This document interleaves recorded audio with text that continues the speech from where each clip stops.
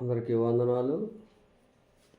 అస్వస్థమైన లోకం కోసం మనుషులు ఉరుకులు పరుగులు పెడుతున్న సందర్భంలో మహోన్నతులకు దేవుడు మాత్రం నా చిత్తాన్ని ఎరిగిన వారు నా రాజ్యాన్ని చేర్చబడతారు, నా మాట ఎన్నవారైన రాజ్యానికి చేర్చబడతారు.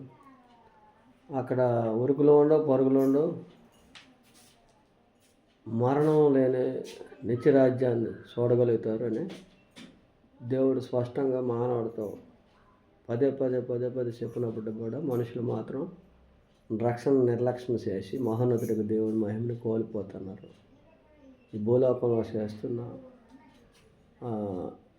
అపవిత్రత, మానవుడు చేస్తున్న అపవిత్రత అదే పాపము. గర్భము ధరించి మరణమును కనెను అంటే మానవుడికి మరణం లేనప్పటికీ ఆ మరణాన్ని కోరుకున్న మానవుడిని మహోన్నతుడికి దేవుడు రక్షించడానికి ఒక మార్గాన్ని చూపించాడు. ఆయనే ప్రభు అయిన యేసుక్రీస్తుని, అనే మార్గమును, సత్యమును, జీవమని ఆయన మార్గాన్ని ఎత్తుకోమని దేవుడు చెప్తుంటే, ఆయన తెలుసుకోమని దేవుడు చెప్తుంటే మార్గాన్ని చూపించిన మనకి మహిమ ఉన్నది.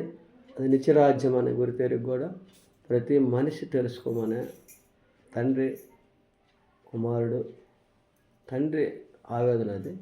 కుమారుడు వచ్చాడు, ఆ కార్యాన్ని నెరవేర్చుకొని కుమారుడు వెళ్ళాడు.